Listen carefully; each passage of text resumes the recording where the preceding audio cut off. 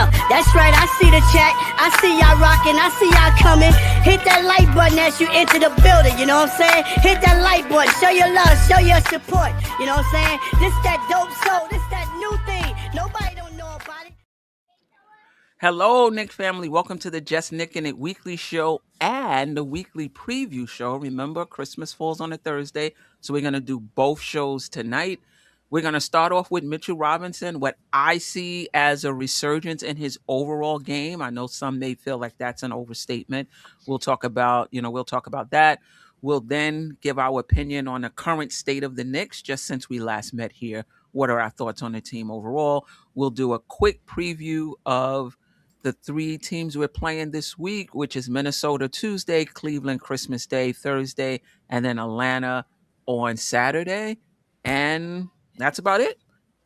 Those who are in the chat, you guys are part of it as well. So we'll definitely highlight some comments. We'll definitely spend more time on the super chat. So we're about to get right into it. I'm joined by Jeff Clafter from the Happily Ever Clafter Daily Sports Blog.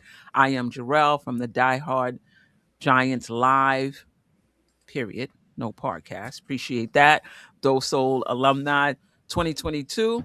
Jerrell, I think it's 2021. I was going back and I was like, I think we've been at this since 2021. I might be off a year. 22. It was 22? Yeah, I went back and checked just to make sure.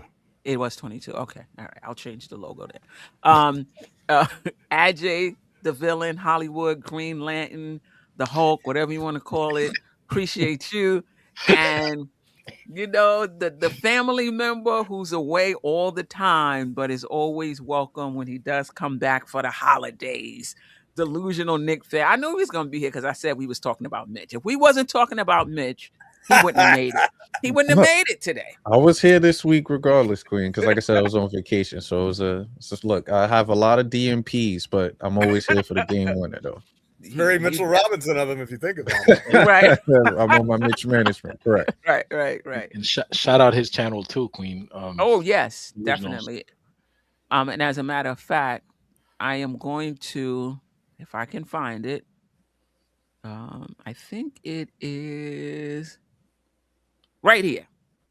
That's the QR code for Delusional Nick Fan Network. So you could just, you guys are too kind, man. I appreciate it. Play-by-play is awesome, guys. If you ever get a chance, check it out. He does a really good job.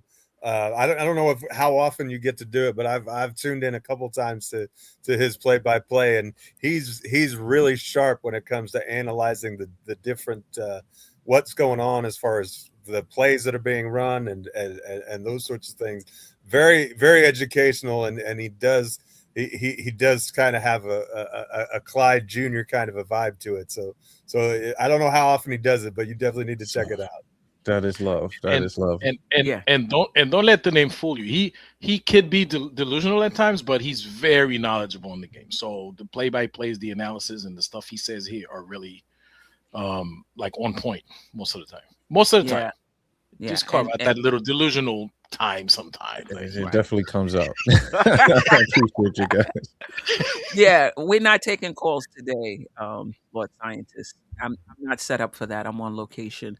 The other thing I want to say, everybody brings something unique to the collective. And one of the things Delusional brings is the schematics. So I love when you're here and you're able to give us that perspective on the game. We missed that. I missed that. I should say I missed that when you're not here. But listen, let's get into it. Shout out to the chat. Jamrock. He said he's present and ready to engage in debate. We had what I consider a fire show game recap this morning. Jeff's first show back after being off for about a month, and I think at least it felt like that, Jeff. And I think we got into it about the young guys and the window and should you trade for somebody that can help us. It was just a real lively, respectful debate. So shout out to Docosaurus Rex and Jamrock always this morning. But today we're starting right out with the main topic, which is Mitchell, Mitchell Robinson. In my opinion, they've been slow rolling Mitchell Robinson, right? He came back 17 games last season. I actually thought, after having a full off season, he would be ready to go when the season started. That wasn't the case. They kind of held him out a little bit, ramped him up, quite slowly. I thought there was a 6 to 8 game period where, for me, in my opinion, his defense wasn't what I usually expect from, Mitchell Robinson, even though the offensive rebounds has been pretty consistent throughout. I think over the past 3, 4 games, to me, there seems to be a resurgence. Maybe that's hyperbole. Maybe that's a bit overstated. You guys let me know. In the sense that I see the Mitchell Robinson that I know, right? The offensive rebounds, the defensive impact. And listen, he's 10 of 10 for free throws over the past 2 games. Whether that holds up or not, if it does, great. But even if it doesn't, if he's back to being that defensive presence, I think that really raises the ceiling um, of of this team, which in my opinion is already high. So I guess the first question I have is, do you think do you think Mitchell Robinson, do you think this whole resurgence thing is an overstatement, that he's just had a few bad games? Or do you feel like, nah, this is a resurgence. This is him rounding into shape, turning the corner, so to speak. Just talk about Mitchell Robinson's play from the beginning and how you're making sense of it. Kim Doc in the house, appreciate you, sis. Delusional, you know, we'll start with you. I David Smith, appreciate it. always Which consistent, David Smith. I know your family love you. If you going to bat for your family like you going to bat for Cat, I know you are well loved in your family. But go Oh, ahead. 100%, 100%. It's funny. I am labeled the chosen one out of the family, so I do vouch and hold down everyone that I can. But I do want to give you your props first, Queen, before I jump in. I know we're going a little bit off topic, but YouTube kind of sent me a notification of like the top channels that I follow. So of course, Dope Soul is number one. You're over SNY, which is our main coverage. But Queen, got to give you your props to let you know that you are definitely the top information for all Knicks. So from there, let's jump into Mitch. So with Mitch, Appreciate you. I don't want to say it's a resurgence. Why? Because we know what Mitch is capable of, 100%. And it was weird in the beginning of the year of when we saw Mitch, we seen all the training videos of him during the summertime, running up hills and all of that. So we were ultra excited of him coming into this year. Why? Because he would have been in shape. That's the main thing. Once you're in shape, your body's able to run up and down and play multiple possessions and sit there and knock down free throws because it's your breathing, it's the whole entire process. So with Mitch, I thought that once they shut him down to do the Mitch management, I don't think he was doing any type of running drills or conditioning during that aspect during the shutdown. Because each video we see everybody else running up and down and he's just shooting free throws. So I think like that Mitch management was really him not doing any of those conditioning things over that time period.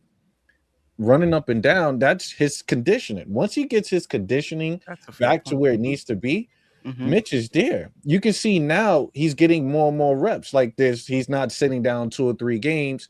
He's playing games. If we're playing every other night, he plays. It's just really the back-to-backs that he don't play. So he's still getting that repetition and that movement. So I'm assuming he's practicing more as well.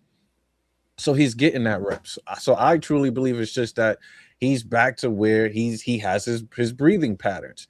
Free throws. We all know once you go to a free throw, if I'm running laps up and down, I get to that free throw, your heart is beating fast, your legs is not up under you, and you got to try to knock down those shots. Those was the reason why he was missing those shots. It was literally his endurance from my perspective. And now that that's coming there, and then of course he's keeping that elbow in, he's going to knock it down. So I believe once his endurance is there, he's good. Okay. All right.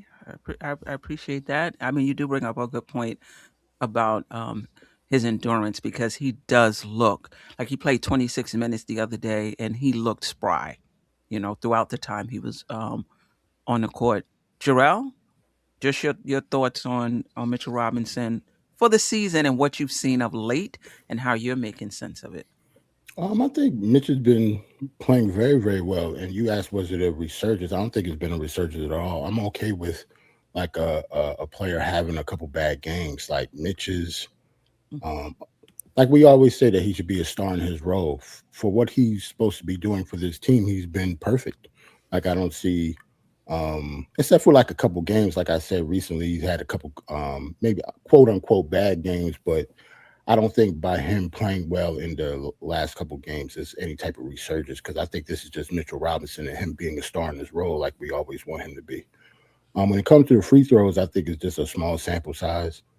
He was shooting like 17% before you start hitting like 10 straight. So, I don't put any type of credence to that so far. Like we'll have to see whether he turned the table when it comes to his free throws or not. But overall, like Mitch has been good. I don't really have anything negative to say about him. Like Delusional said, when it comes to his conditioning, as he plays more, he's going to be even better. So hopefully, the way he's playing come playoff time, people wouldn't think of it as a resurgence. It was be thinking that's just Mitch.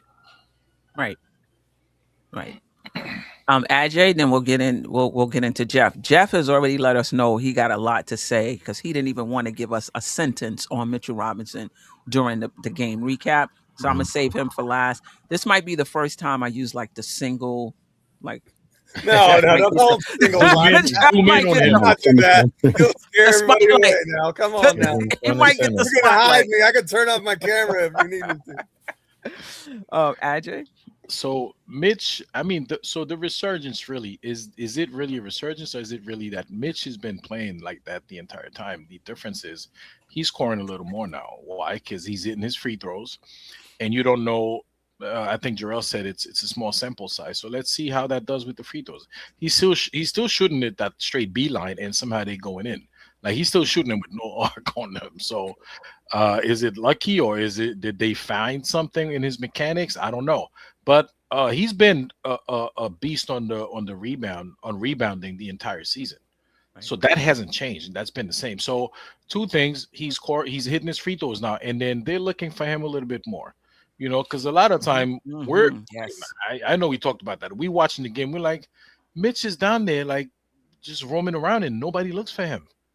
He's in the dunker spot like every time, and why don't they just look for him? And they starting to do that now. So, conditioning plays a part, and yes, you're hoping he's going to get better as the season goes on, right? But then again, a lot of what he's doing now, he's been doing the entire season. Maybe doing them a little better because he's getting his feet under him, but he's putting in the effort. Like he has been rebounding, and if you watch those games on Prime, Stan Van Gundy is a huge fan of him. He's always saying how this guy's rebound, him and Josh Hart, how they are like this is what the core. The Knicks offense is centered around those guys, even though they don't score a lot. You know what I'm saying? So. Let's just see how it goes. Like, is he going to keep hitting his free throws? Are they going to keep looking for him? I mean, he's been putting in the effort, and you can expect him to continue to do that the rest of the season and into the playoffs if he's stay healthy, which I believe he will. So for you, the difference in Mitchell Robinson is over the past few games, more scoring and the free throws. Yes. Okay. Yes. Yeah, and I definitely go ahead. No, I was gonna say defensively again. We somehow this season he doesn't seem to be this great defensive player like he's always been in the past, and I think that's still the case. Like people, that even in the past couple of games that hasn't changed. He still puts in the same effort. He still try to deflect the ball. He still try to change the shots. It's worked out different in the last couple of games, but it's been mostly that he's scoring more in the last couple of games. Yeah, I think I just see it. I see that part different. I think his defense is rounding back into shape the last few games, but there was a significant part of the season where his rim protection just wasn't there, and guys weren't afraid to go into the lane and not like there was a time when just him being in the lane would deter people from coming in. There was a stretch of games um, where that wasn't the case, and not only that, they were getting in the lane and scoring over Mitch. And I remember talking to Jeff, and I was like, is he still injured? Like, is there something going on? Because he's just not the same um, defensively. But Delusional brought up a good point. But the thing about it, I get the fact that he wasn't in shape, but he started out with that impact defensively. Then there was a stretch where it wasn't, and then now it's back. So now I'm like, usually if it's due to conditioning, it's just not there, and then it comes back. So it was hard to explain that. But I'm encouraged because when I saw that stretch, I was like, we need that from Mitch. Like, I appreciate those second chance points. I really do. But I'm like, we need that defensive anchor, with a OG, with Towns before Towns started rounding into a little shape defensively. I was a little concerned. I gotta be honest. And so I guess I'm super stoked, not necessarily by the free throws. I'm super stoked by seeing that rim protection. Now, you got to do it as a team. He can't do it by himself, but I see him. I see the quickness. I see the stamina. I see that, and then I'm like, oh, Knicks profit. If Mitchell Robinson is going to be that for us, it's going to be good. So, but I don't think it was just me, because I've heard it from other content creators as well about that stretch. So anyway, that's what I'm most concerned about. I mean, happy about the free throw shooting. Like, that's like, I gotta wait like 20 more games, and once I see that that's who he is, then that changes. That's another level, right there. But Jeff, let me see, Jeff. Let me see. front row. Let me see. It's not working, Jeff. Like, something is going on. Amen. God provides. It's going. Something is. God is good all the time. Oh, go ahead, Jeff. Bring us home. Go ahead.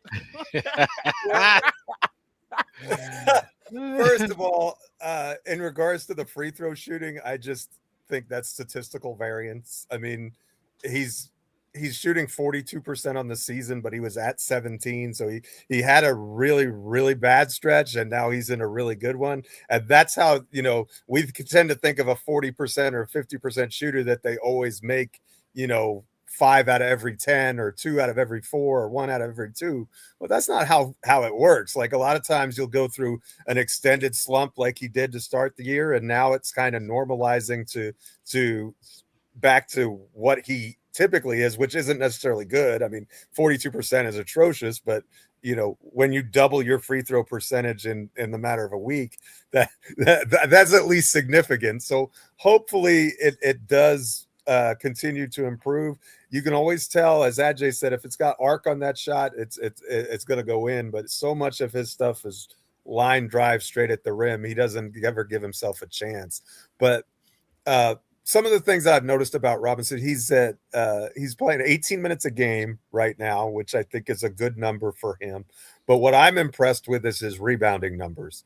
He is, I think 8.6 is the second highest rebounding per game total that he's had in his career. And his highest, I think, was like 9.4 or 9.6. And he was playing 27 minutes a game at that point. And so he's playing 9 fewer minutes, and he's pulling in 1 less rebound a game. He's really taken to being an elite rebounder over the last 10 games. Last 5 games rather, he's averaging 10 rebounds a game. He has exactly 50 boards in those games, and I think 32 of those are on the offensive end, which is incredible. I think that really the most important part of Robinson's game right now to this team is the job that he does on the glass. And I think he's doing that better than he ever has. And so I think that's super encouraging moving forward, because what we've seen is that we know that when his defense is on it's at its apex, we know that this is a guy who can change a playoff series. He's done it multiple times, and he doesn't necessarily seem like a 4-point per game guy is going to be a playoff riser, but Robinson has proven that he can be that. I mean, Cleveland had wanted no part of him a couple years ago, and he was the reason we beat Boston, or a big reason why we beat Boston last year, in my opinion. So I think you have both of those things. But I also wanted to point out that Mitchell Robinson has a gravity that's all of his own. If you looked at the Spurs game in particular, in the minutes that he was on the floor, Wembanyama was so concerned about Mitch and where he was at and how to get a body on him that he had one of his probably his worst game of the season because of what Robinson's capable of and what he's able to do. And so and Wembanyama is an alien for a reason. I mean, he's just an incredible player, but Robinson really changed the complexion of that game in a lot of ways, because he was able to make it where Wemby was almost like, well, I don't know what to do here. I've got to stay here, so I can't roam as much. And that allowed guys like Brunson and Kolek to kind of roam free a little bit against the Spurs, which really typically is not the case. They do a terrific job defensively, and they're generally a good team in terms of sort of rim protection. And so I really feel like that game kind of encapsulates what the Mitchell Robinson effect can be. I think what's frustrating to me and to Queen and a lot of Knicks fans out there is we don't see it all the time. And I'm not really certain, as I can't, maybe Delusional can diagnose better why I mean, you'll see it for a couple of games and then it goes away for a couple of games. So I don't really understand why that inconsistency is there. That may be statistical variance too. Maybe it's injuries. I don't know, but I really feel like, especially in that Spurs game, which was, probably in terms of quality of opponent, probably our best win on the season, even though it doesn't count in the standings. I thought that his ability to really make Wembanyama do things that he's not comfortable with and get him in a spot where he almost didn't want to go and try anything on the inside. So he took a lot of contested 3-point shots. I think he was 2 of 6 on those shots. So he really did a good job on that aspect as well. So, Mitch is a good asset to have. And it's really, what's really nice is that we don't have to rely on him to play starters minutes. We can keep him at the 18-minute per game level on nights like against Philadelphia when he was really feeling himself. He really having a big game, both scoring the ball and rebounding wise. You can put him in there for a little more. We're not playing him on back-to-backs. I think that's certainly wise and it helps. And guess what? There aren't back-to-backs in the postseason, right? So that's preparing his body the right way for playoff time. And I do think Robinson can make a difference in a series with his ability to defend, and especially when the game slows down. And he and Bridges and OG are like the 3 guys who I feel like can guard 1.5 or 1+. That's what I like to call it. They can guard their man and do a little bit more.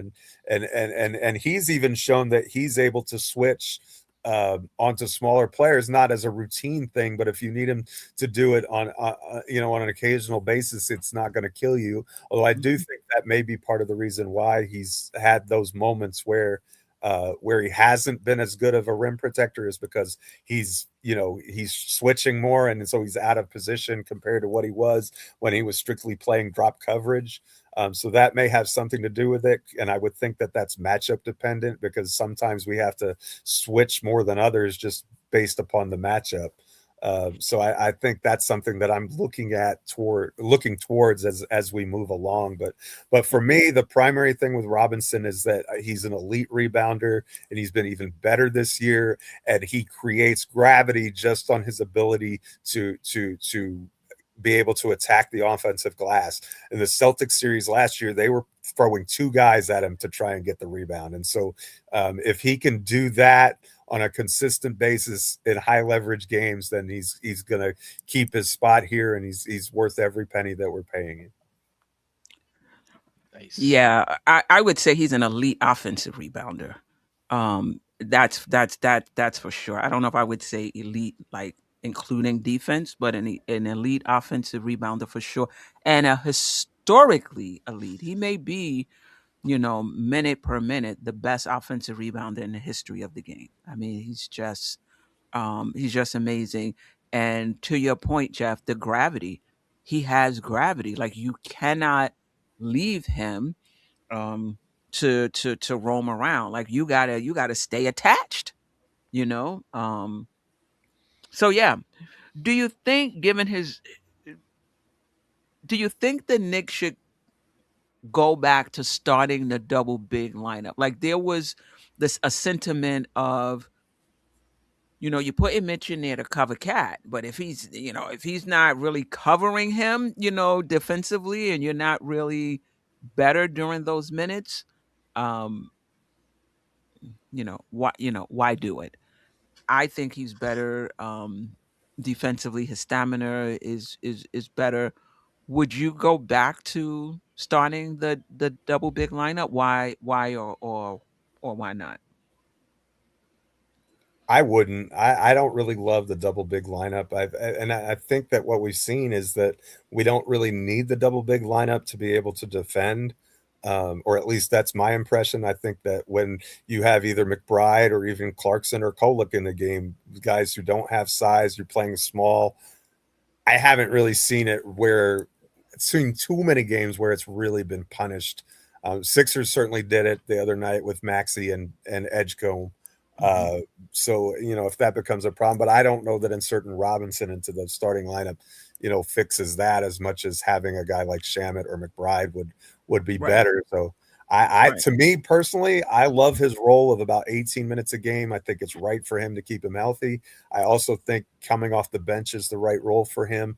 I think that having that extra shooter in the starting lineup is more of a need for us than the rim protection that he provides.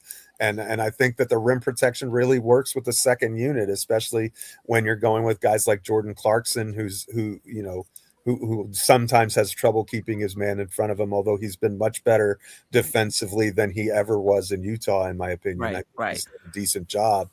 But Okay. at the same time, with that second unit, I really like having Mitch in there. I think it's comfortable for him. I think he plays best out of that spot. So me Okay. personally, I'm not of the double big lineup. I don't think Got in the you. modern NBA you really need it very often. Got you.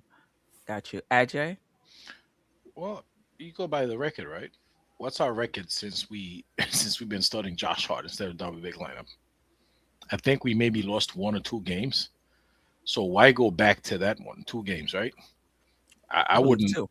Yeah, I wouldn't keep him unless, and Mike Brown would probably do that, unless we're playing a team like a very big team that has 2 bigs in front. Maybe he'll probably do a double big lineup more.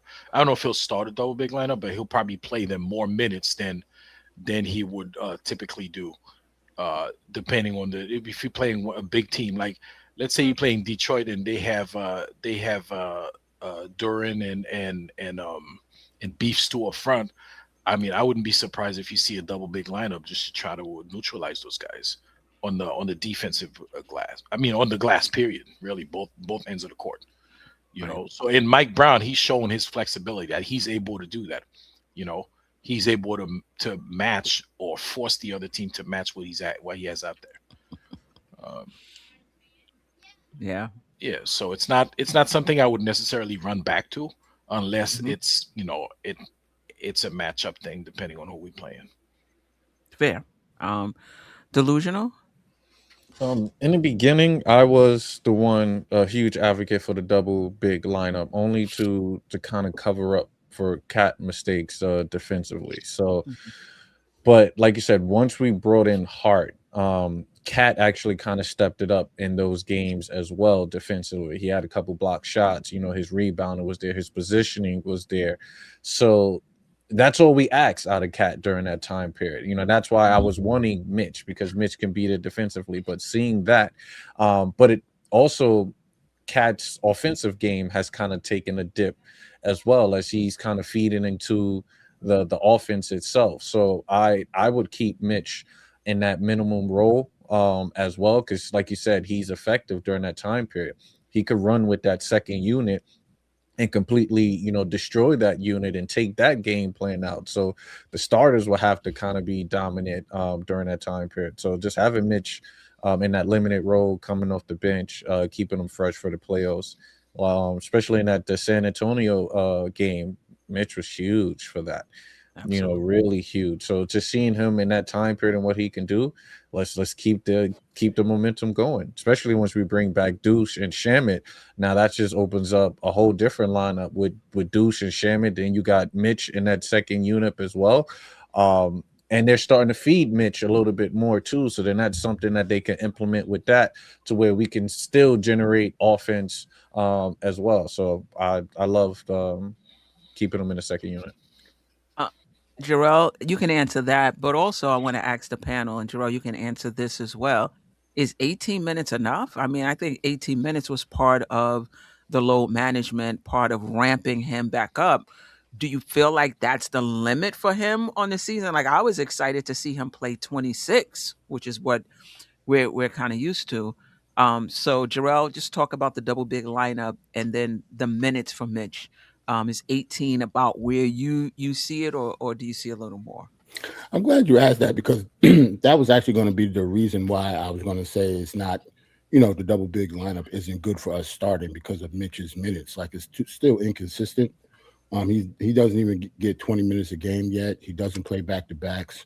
I like Josh Hart in there because it can at least be, a consistent starting five. And that's really the only reason so far, because I think the double big lineup is still a small sample size too, because Mitch doesn't play that many minutes. And I think, like Ajay said, like, I think it'll be situational, like when we play somebody like Detroit or somebody with double bigs. Don't say hi, just wait. But yeah, I don't think we should do the double big lineup when it comes to the starting. Just situational, and just Mitch's minutes is just too inconsistent. Just say hi, and that's it. Who that's that? That's my goddaughter, one of them. Hey. Why can't I say hi? Because you're not on the show. Yeah, I mean, that's kind of what I was thinking when they started. I'm like, okay, we started him, but he's only playing, 17 minutes a game. But do you see, and this is for the panel, do you see Mitch playing more than 18 minutes a game? Or, to Jeff's point, 18 minutes is about where you see him for the season? Or is that to me too?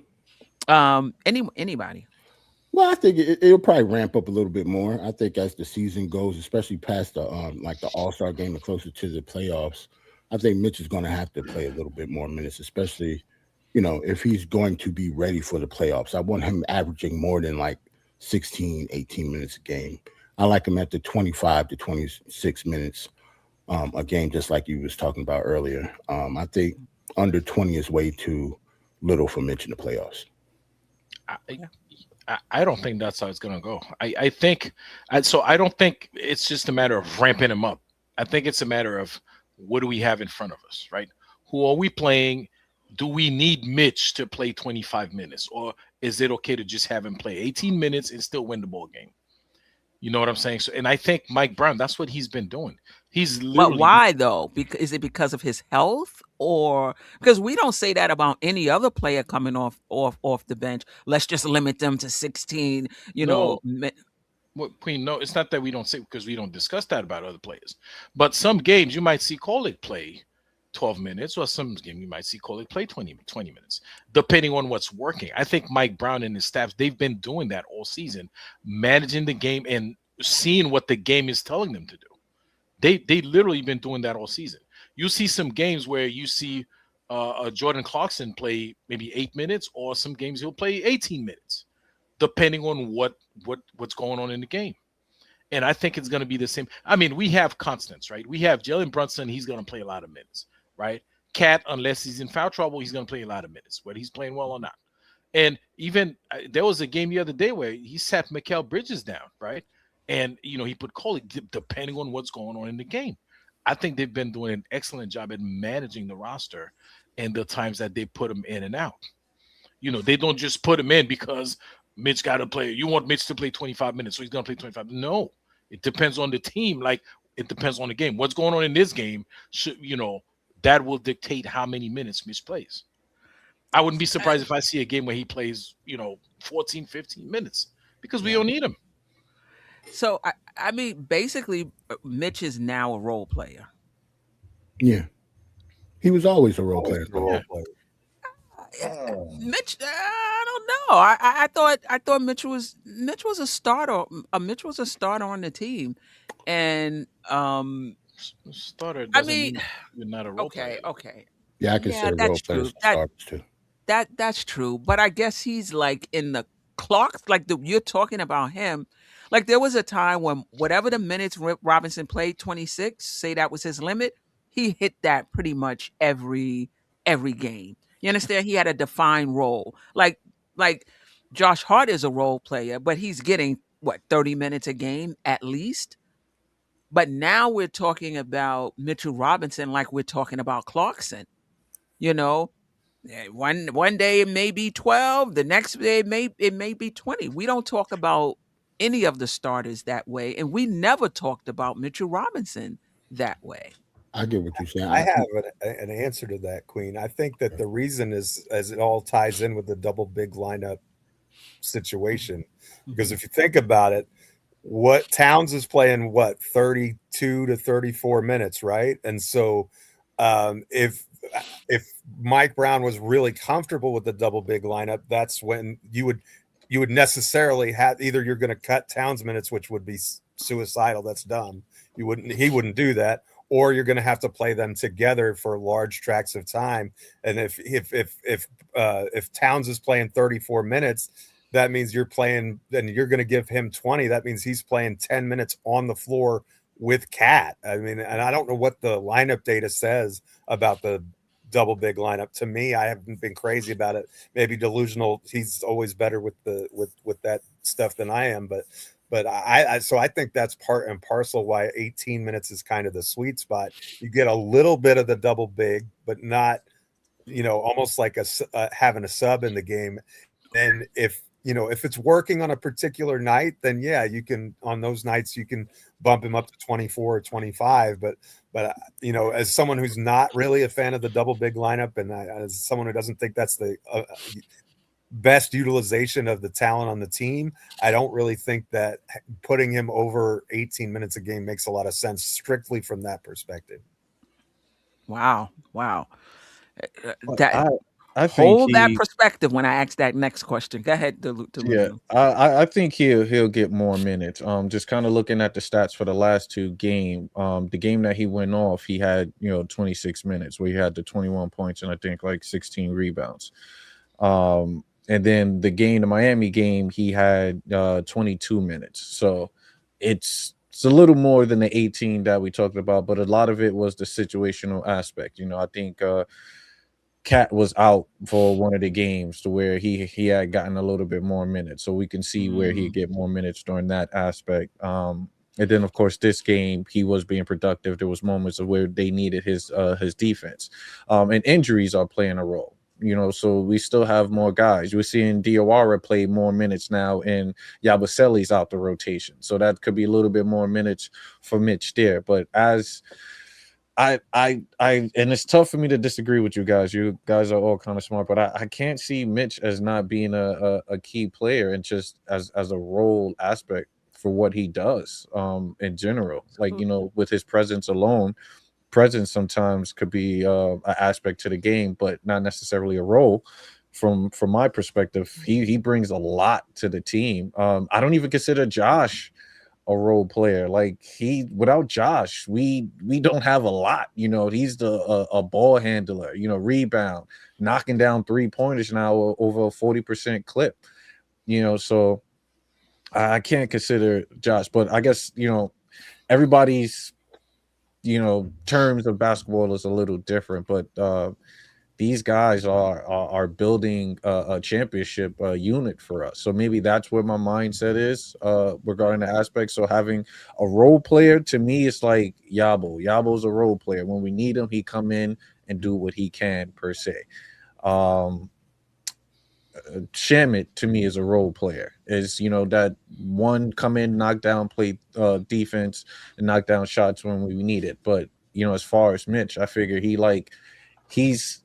on the depth chart, as I would say. He's on the scouting report to where teams are scouting heavily against that aspect. So yes, he could be a role player, but this is where my delusional takes kind of come in, and I say I think he's a bigger entity than just a role player. Well, Yeah, I think. let me qualify what I said. To me, a role player is anybody who's not a star. Like Gotcha. your stars are your stars, and your role players are everybody else. So that's how I personally define it. That doesn't mean that that's what it is for everybody. For some people, a role player may just be someone who's at the end of the bench. But to me, you have your stars because they can do it all, and then everybody else is a role player because they have, like Mitch is defend the paint, protect the paint, block shots, offensive rebound. That's your role. Josh Hart, you're in there to get all the 50-50 balls and help run the offense at the secondary capacity. And so that's your role, and so on and so forth. So that's my definition. If that's not the proper definition, or if that's not how other people see it, that's fine. But as for me, that's why I'm calling him a role player. Yeah. So yeah, everybody has different definitions of role player. And then you could take that and be like, maybe that's the tier 1 role player, and Shamit Abaselli would be the tier 2. Right. Would be the tier 2 role player. Jerrell, you want to say something? I was just gonna say the way you're describing it, because role players can obviously be starters, right? Yes. But if Mitch is only going to play like 16 to 18 minutes a game, like that's tier 2. Like, I think that's what I'm trying to say. He's more of tier a 2 specialist than a role player. Like, he's just there to do one thing and get out of the game if he's only going to play like 16 minutes. Like, he's more of a specialist than a role player. A role player means like he's getting, starters could be role players, just like we said. Like, he should be getting like 25 to 26 minutes a game like he used to. Like, if they don't like knock him down 10 minutes, then, he is situational at that point. That's the point I was trying to make. I get what you mean. I'm like, you 18 minutes, then we talking about Mitch as a role. Because role play. Because what Ajay was describing is more of a specialist type. Like, he's supposed to be situational. Like, if you need rebounds, put Mitch in. If you don't need rebounds, don't put him in. A role player, that means he's supposed to be doing that every night, regardless if you need those rebounds or not. Like, he's supposed to be in the game for almost 30 minutes a game. I think they're preserving Mitch. I think this is a Kawhi special where it's just like, yo, let's get us to the playoffs, and then we can unleash him and push it through. And great points of what you're saying. You're 100% correct with that aspect. If Mitch is only getting this certain amount of minutes, he is definitely in that bubble of a specialist or role player. I think, and because this is going back for the Mitch management aspect, it makes no sense. Mitch came in at top shape. We saw the first couple of preseason games of this guy putting in great work, and then they just shut it down with no injuries, not in a boot, any of that. Right. And then they just labeled it Mitch management, and I'm just like, no, they really preserving this guy. And then, of course, it's a contract year also. So that can hinder the money that he makes as well with no negotiation. So it's a lot surrounding that from just my perspective. But I truly think that once we get, the latter half of the season, we could potentially see a 30-minute Mitch game down the stretch to kind of get it going. And then playoff time, it's, depending on who we play, like if we have to play Philly and it's an Embiid that we got to deal with, or certain players, like you can see that transpires to a higher minutes. But you guys are correct. Well, 100% I do agree. Like I said, it's just my delusional tick that kicked in, and I got to defend Money Mitch. So, but I was going to say, to Delusional's credit, if that is the plan, I'm all for that plan. Right. As long as we win it and actually reach the playoffs, I'm cool with just sitting Mitch and only playing him. But we can't talk about him like he's a huge part of the team until that switch is flipped. That's all. But if that's part of the plan, I'm cool. I'm good with that. To me, I see Mitchell Robinson when healthy, like I see Josh Hart. Like I see him more on that tier of a role player than I see him on a Shamit tier of a role player. So that's why I was encouraged when I saw him play 26 minutes. I was like, okay, that's getting back to, he's averaged what, 26, 27 minutes, in his career. He looked great in that time. He didn't look like he was struggling, in that time, because that's kind of what I'm looking for Mitch to get, to get back to. But I think Jeff makes a good point. If he's 26 minutes, what is that? That means he's playing a lot of minutes with with Cat, and what does that do? Which brings up another question. But I'm gonna stay right here for now. It's gonna be interesting to see. It's gonna be interesting to see how this plays out, because Mitch is up for an extension. 26-minute Mitch in a Josh Hart like role is a very different decision for an extension than 16-minute Mitch that may go down to 12 minutes if you don't need them, to Ajay's point, and up to 20 depending on the match. You understand what I'm saying? Like so now when it comes time to make that decision in the offseason, whether you're going to sign him, those things make a difference. What are your thoughts on that? Well, I think how the postseason ends up will give us a lot of our results, right? In other words, if we flame out in the playoffs and we're out in the first round and Mitch is playing a big role, then you kind of have to say, well, is it worth $20 million to keep him?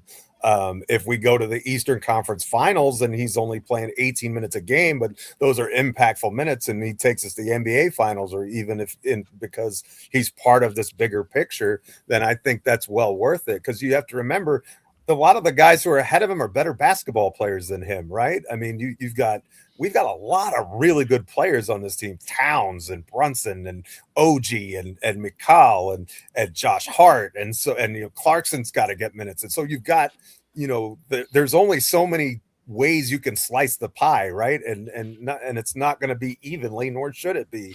So Mitch at 18 minutes may not even be a slight to Mitch as much as it is. This is a deep championship roster that's only minutes that he can get, just because we have enough. We have other ample talent on the roster that also needs to get in the game and perform its function and do its thing, as opposed to just having to rely on Mitch.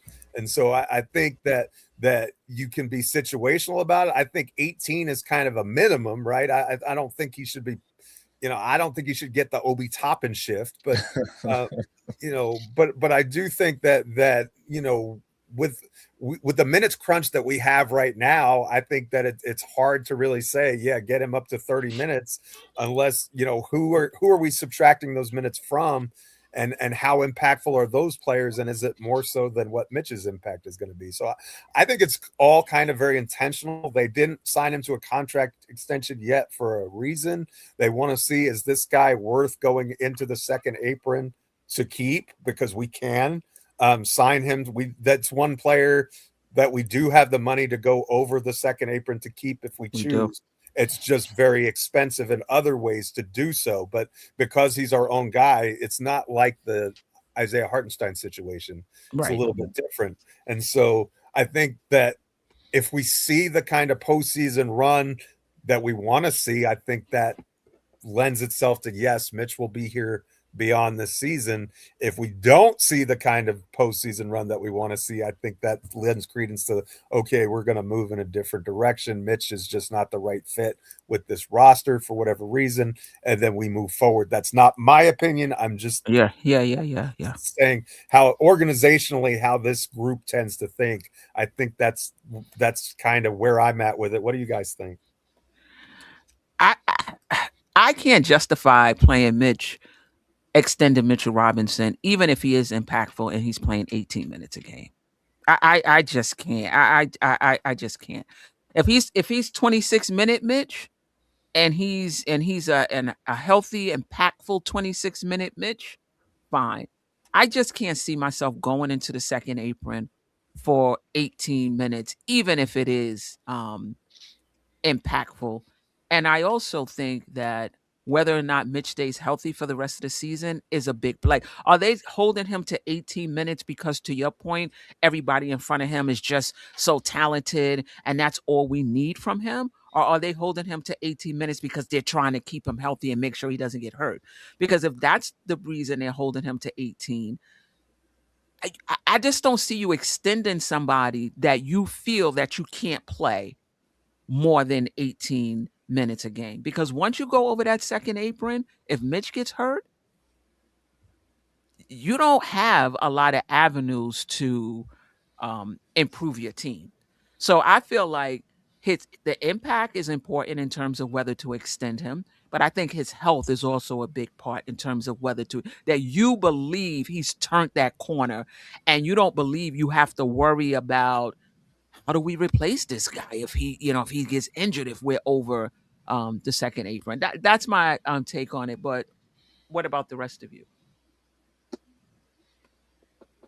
Yeah, it hurts me to agree, but yeah, no, I totally agree. If he can't bring us the production at a certain time, then do it make sense to kind of give him a contract, going into next year? My idea is to kind of give them the contract that they gave Zion, the kind of non-guarantee with certain numbers that you need to make, certain criteria, certain games played and stuff, and non-guaranteeing and being able to be cut and not, fully guarantee the rest of the contract. So those are situations that's out there. And with Mitch, he's been with us from the beginning. How many off seasons we went with Mitch being on the trade block and he's still here, longest tenured Knick. So it's something that we definitely need to think about, but it's tough to let his production go, even if it's a small sample size, because look what he does when we're on the floor. Those second chance opportunities for us is massive. It's massive. There's certain time period where it's just like, all right, we got Mitch down low. We know we're going to accumulate for 10 offensive rebounds per game. That's 20 points. If you think about it, a second chance opportunity. So we already averaging 121. You take away those offensive rebounds, that should translate to three threes or a couple of 2-pointers. We're down now. Now we do that with, provided we don't get it, we don't make up for it in other ways. But I get correct. Now Hakaporti, he comes in, he still gives you the aggressiveness. He's actually better offensively, touch wise and stuff. So maybe they can see that growth.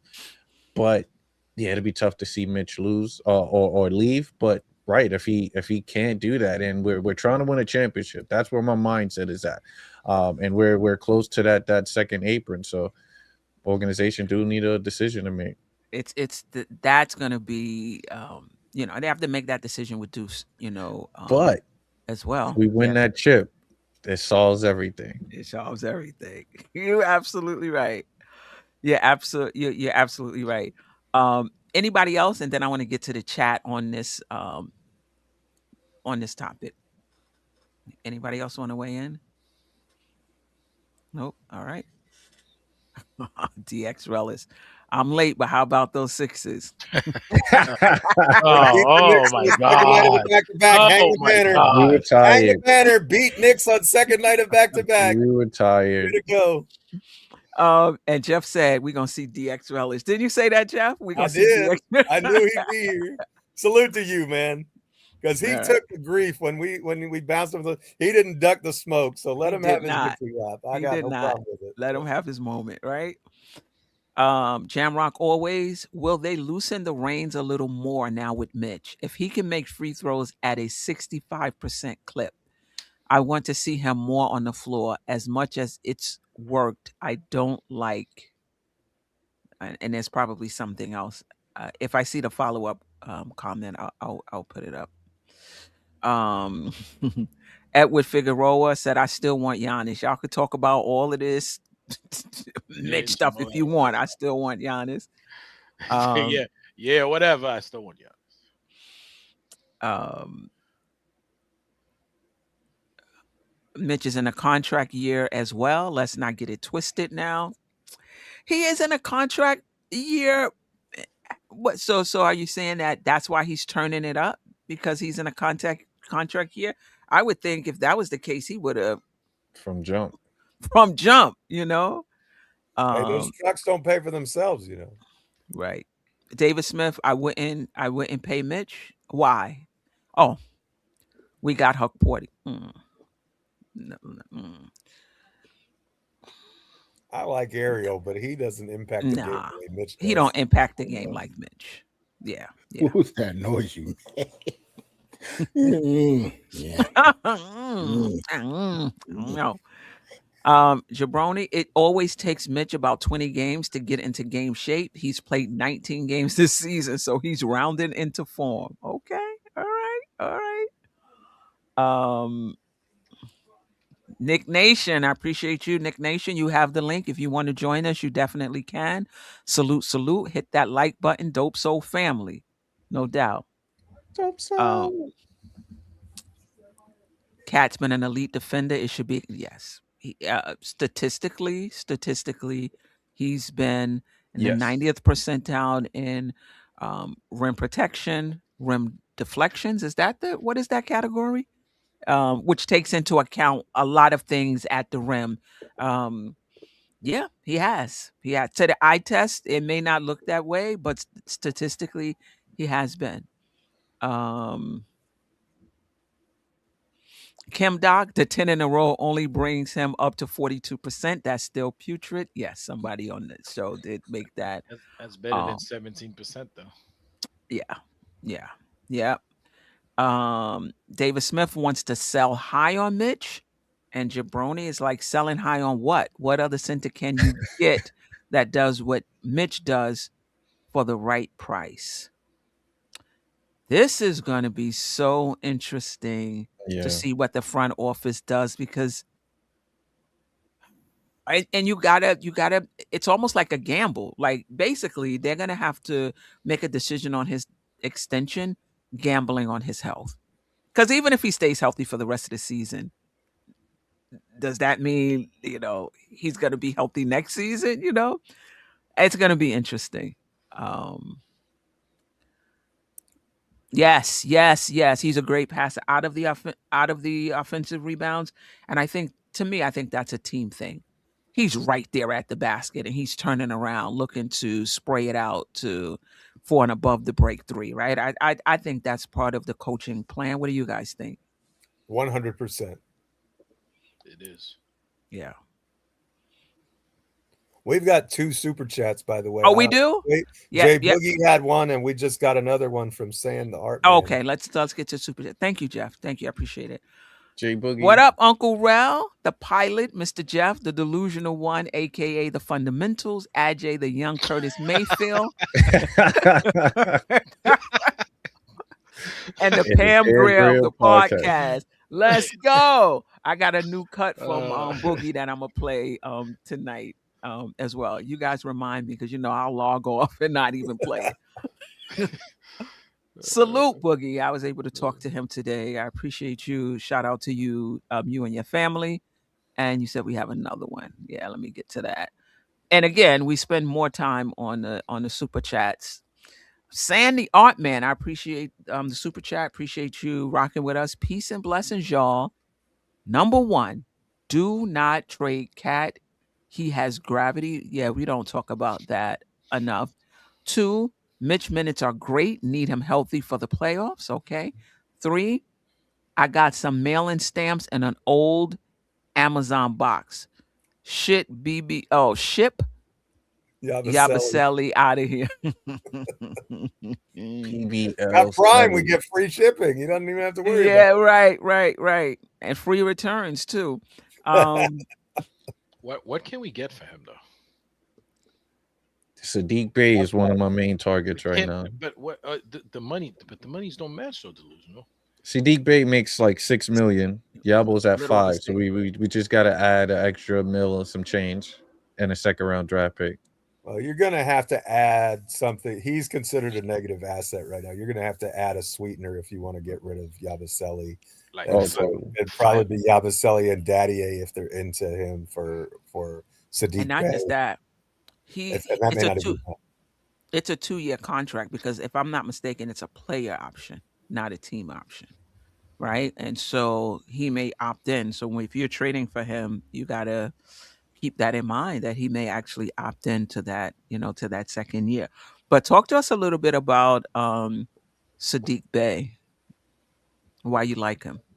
Oh man, 6'8" forward that's knocking down 3-pointers at a 43% clip. Massive. He's a brute, the size of OG. Another Villanova player, so he should fit well in with the trio. I just like his toughness. He can create. He's a post player now too. He added the post play to his game.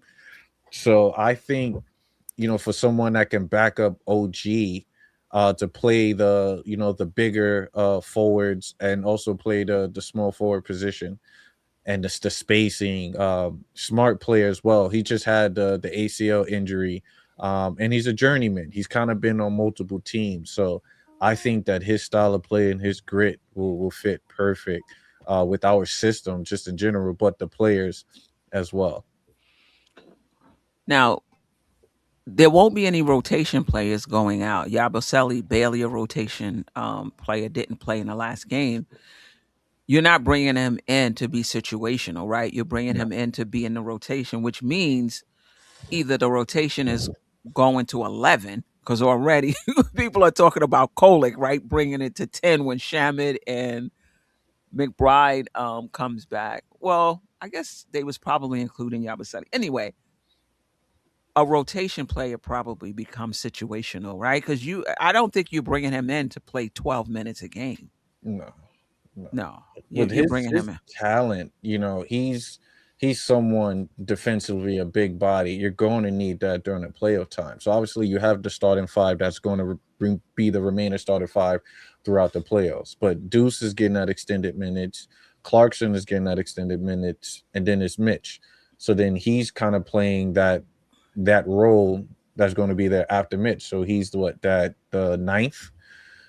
He might get more minutes than Mitch if y'all only got Mitch at 16, 18 minutes a game. This is true. But even with Clarkson, we see in Clarkson minutes, his minutes have kind of been up and down as well. Some games he played 30, some times he played 26.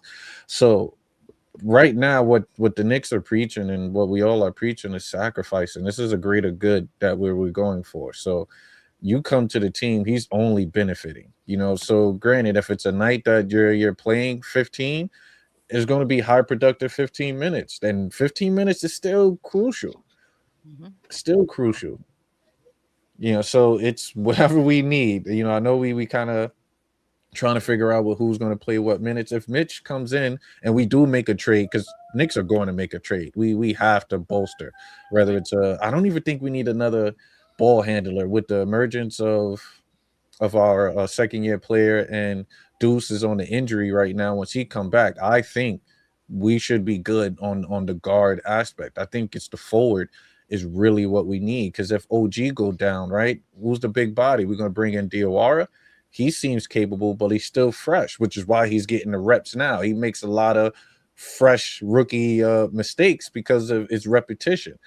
So with bringing in a proven player to kind of back these guys up, and you don't lose that size, which is important, and the shooting, you got to make that move.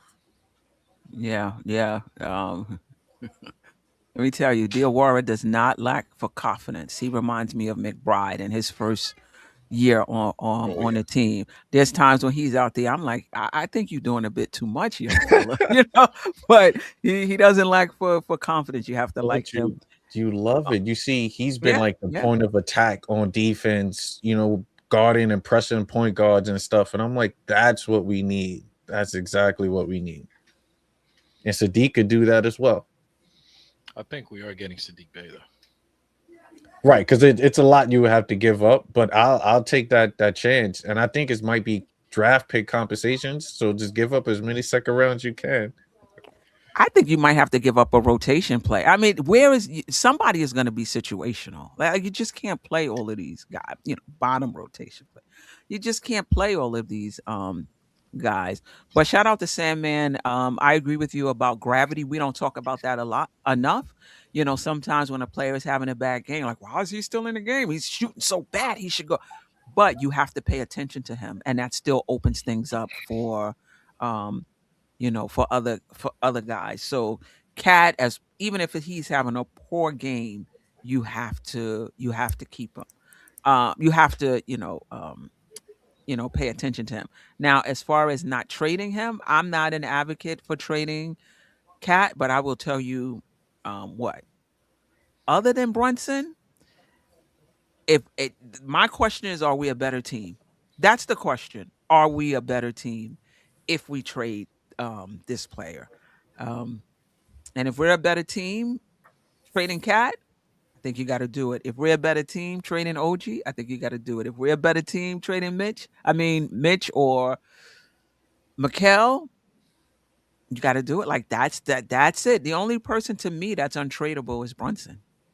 Now that doesn't mean trade just to trade. Now I'm talking about like if you put an OG or Mikal or Cat in a trade, you talking about doing some big things.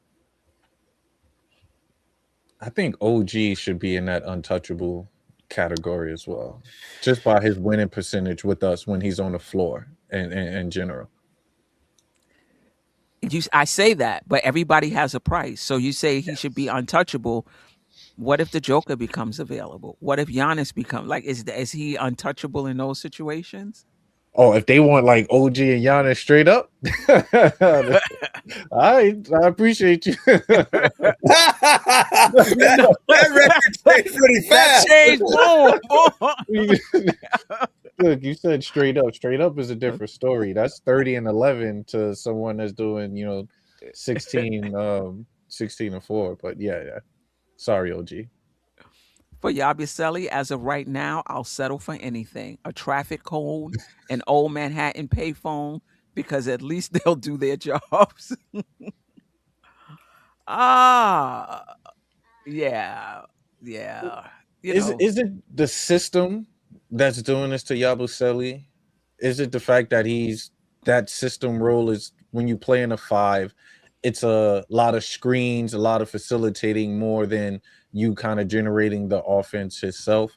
Or is it just his performance of him not knocking down the shots when he have the opportunity, turning the ball over? So it's like, what is it that, because I was very shocked when he came here. I had high hopes. He was able to run the transition, attack the paint, knock down the corner threes, which is a pivotal offense for us. So I'm very shocked. Is it the overweight, right? Because then he came in overweight as well. It's like what happened? He said he was actually lighter. Maybe it's that MSG camera, but he said he was actually lighter. But so now it's Medicine Round Garden instead of the square one. Right. You and Ajay are probably the most disappointed. It could be. He's definitely in a different role than he was with with Philadelphia. I also think it's that interplay between, consistent minutes would help. But I can't give you consistent minutes if you're not, if you're not playing well. Yeah. But then again, for some players, it's kind of hard. 5 minutes here, 8 minutes here, not like to come in and, to get counting, stats. Yeah. I mean, if he can't play that way, Queen, then he's not good for us. That's what we have right now. 5 minutes here, 8 minutes there. Maybe he doesn't fit with what we're doing, because that's what we have available. Yeah, I'm super disappointed. But do we have that available because he hasn't been playing well? Because had he came out the box and started playing well, I doubt it would be 5 here, 8 here, 10 here. You know what? That's a good point, because he had his chances. He had his shots. So there are only about 3 or 4 players in the entire league I'm really considering putting Towns in a trade for, and those players probably aren't available, with the exception of one, and I think you know who that is. And so, and I don't know if that'll happen. To me, if that's going to happen, it makes more sense this summer, and I'm still not sure if having Towns as the focal point makes any sense in that deal either, because I think if you have Towns and Giannis and Brunson, I think that may be a better fit. on the court wise, and I think that trio complements itself better than say a if Anunoby were still here, for example. But I mean, there's not a lot of guys I'm moving Cat for in the entire NBA, and the list of guys I'm moving Brunson for is even smaller. And so, and what about Yabusele? Yabusele, you're not gonna get much for him. So I mean, you maybe hope he turns it around. Yabu, yeah, I'm not sure what you do with him right now, but he's got to pay his dues and then come back when he's called upon, because he will at some point, and it may be tomorrow because we're going to be short some players, so he may get an opportunity. Oh, I think he's out too with the illness. Was he? Now I know he's not being load managed. I think he's out with an illness. Load managed. I know he is a load, but I don't know. He's being waste managed. He's taking him straight out to the dumpster. Yeah. Wow. Artman, formerly known as Steve, appreciate you. Yabu not doing anything. Boy wider than an old school taxi cab with the dice in the mirror. He ate everything on the plate. Bring up dink. Yeah, I don't know about that part though. Give him credit for the bars though, Queen. Yeah. Got to give him credit for the bar there. That was pretty good. I like that. Good job, young man. Yeah. Yeah. Let's see. I mean, he's eligible to be traded. I'm not sure. He probably would be a throw-in at this, at this point. Yeah. I get it. All right. Anything else on Mitch before we move on to the 3 games we're playing this week? Minnesota on Tuesday, Cleveland on Thursday, Atlanta on Saturday. Brunson and OG, we know, will be out for those games. Maybe Yabu as well. Before we get into Minnesota, I don't know if they can see it. Yeah, I see it. And I know Shamit and Deuce is still out. Is there somebody else on there? It's Bacome is out for G League, and Yabusele is out with an illness. Okay. OG, Deuce, and Brunson. Yep. And Shamit's still, right? Yep. Shamit's still okay. All right. I mean, we're gonna we'll see how it goes. But this is definitely a different approach. Sitting Brunson in an away game versus Minnesota. Do you think this is a coach's decision or organizational decision? Organizational. They're too involved. Once I heard that coach has to send in a time card to Leon for the rotations and everything like that daily, I said, yeah, no, they're really making sure that they're tight-knit with everything that they do and in agreements. So, and you see with Brunson before the last game, before he dropped 47, that Philly game, you could tell it just wasn't there for him. He played a lot of minutes, same with OG. And I said it like, yeah, no, these guys are burnt. They're burnt. So I kind of figured we were going to start to play either the young guys more or just sit the guys out. So it makes perfect sense to kind of sit them out during this stretch. Anybody else? Coach, organization? Or you agree with? They're on the same page. Like, hopefully that they're copacetic on that thing. Like, first of all, let Mike Brown coach. You hired the guy. I don't really want to see the front office meddling in minutes decisions anyway. Like that, you hired a guy to do the job. Let him do the job. Like, let him run the rotations as he wants. I don't think that sitting Brunson is necessarily a bad idea. I kind of agree with Delusional. He's, he had a great game against Miami, but he was looking pretty jelly-legged in both Indiana and Philly. So I think that if you get him a rest day, if he's okay with that, and if it's kind of like, if he's healthy, he should play. But if he's kind of banged up a little bit and you want to give him the night off, I'm okay with that. I'm not. He had a rest day today. Don't do that. Oh. Tibian. That's very Tibian of you, but go ahead. No, listen, we need him, Queen. We need him. The rest day, and what was that rest day, Queen? That I remember I sent you a text last week. I said, would you sit Brunson? That would have been the rest day for me. Right. But every other day, there was, I can't remember which game it was, Queen. Like I feel like Brunson should have, they should have kept him off the court that day. But yeah, he's capable, and his body is used to playing every other day. So if he's not ill, if there's no medical reason why he should sit, I think he should play. Even if they reduce his minutes, I think he should play if he's capable. Jerrell, do you think this is a coach's decision, organization decision? And then what's your thoughts on it? I think Mike Brown already told us the answer. Like he said when he first came in, that it's supposed to be like together, right? Like, so the answer is probably both. I think it probably did come down from the organization, and Mike Brown is just going to, do what they say. I think that's the type of relationship they have, and that was one of the reasons Tibbs is not here. So I think they are allowing him to coach. But when it comes to stuff like that and load management, I don't think any coach is going to be like, yeah, I'm going to sit these players. I think that has to come from somewhere, not him. Yeah. Listen, kudos to Mike Brown.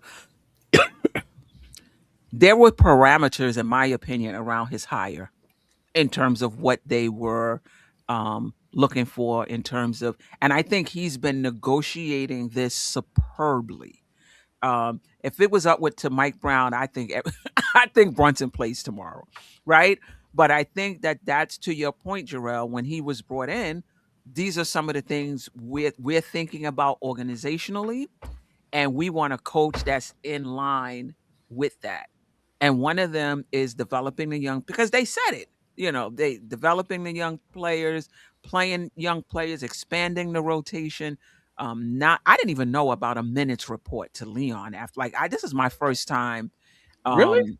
hearing of that. Absolutely, that there's a minutes report. I know he had a minutes board that he was working from, but I didn't know there was a minutes report that he had to give to Leon. I wonder what Leon said about Mikal Bridges' 40 minutes last night, and Cat playing 38 minutes or 39 minutes on the second half of a back-to-back. The last back-to-back we had. Obviously they're probably making concessions because we're somewhat depleted, right? And without players. But Brown is working in concert with the front office. I don't think this is his decision alone. I think it's coming from the front office, and I think they told him what they wanted when they hired him, and he felt like he can accept those parameters and still build a winning team and still be enough of him, because obviously if they have so many constraints where you feel like you can't, be yourself, you probably don't take the job. But I think he felt like, yeah, I can work with that and still have my imprint on the team. But Ajay sitting there looking pretty gruff, like, yo, if you could go, you could go. No, because don't forget, we got a national televised Christmas game. So you want your guys to be fresh for that. Yeah, but sometimes skipping a day, delusional, kind of takes you out of your rhythm, right?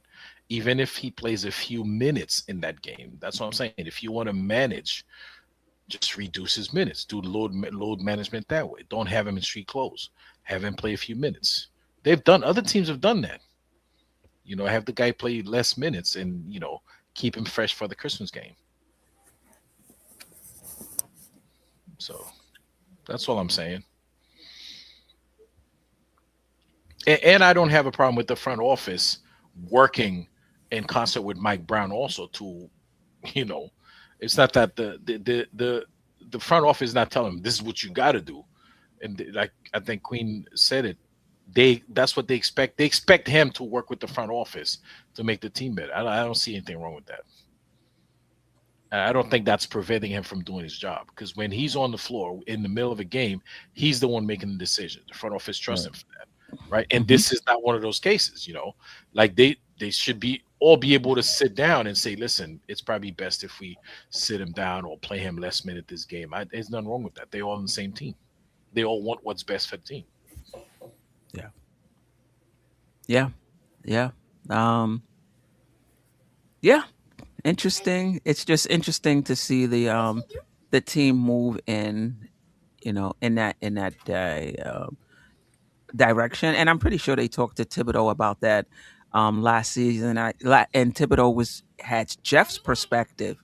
I'm the head coach, and as long as the medical staff gives clearance, you know, guys are, guys are gonna play. And I think they were definitely looking for someone with a more collaborative, and they said as much, right, where we could talk about lineups. And Tibbs is one of them old guys. Like, you're not a basketball guy. You're not talking to me about lineups. You're not gonna come to me and tell me who I need to, put into the lineup. And I think Brown is teetering that, right? In the beginning, it was like 50 players played, the G League, the St. John's players, like everybody was kind of like in the rotation. And then he kind of, shrunk the rotation down a little bit. And then it got to the point where none of the young players were in the rotation at all when we were fully healthy. And that included Kolick, right? And it wasn't until we had some injuries that he were kind of forced to, put them in. And Kolick, at least, has played very well. And basically forcing his hand when we're fully healthy. It's going to be interesting to see what Mike Brown chooses to do. All right, so we're playing Minnesota. Their last game, they beat OKC on a Edwards game winner. Their first signature win of the season. They're 7th in defensive rating as per Cleaning the Glass. They've not been great against teams over 500, just 3-8. Conley has been upgraded to available for Sunday's game versus Milwaukee. Did they win that game? Not for sure. No idea. Okay. We can pull that up really quickly. Yeah. Edwards is averaging a career high 28.5 points per game. He's posting up more this season. He's taken 10 3-point attempts this season, and he's hitting 39.5% of them. So, he's really up in his game. And of course, Devo is playing well. Thoughts on Minnesota? Any matchups you're looking to see? What do you think the challenge will well? Now we going in there without Brunson. We're going to really get an opportunity to see Kolick against, first team players. I'm not going to read too much into his performance. Whatever, if he doesn't play well. If he plays well, that is great. But if he doesn't, I'm not going to read too much into it. Just thoughts on the Knicks Minnesota game. Shoot, I want this as any other game. I want the W. But this is also the time to showcase for our bench players to see what we can. But even with Cat, this is a homecoming for Cat.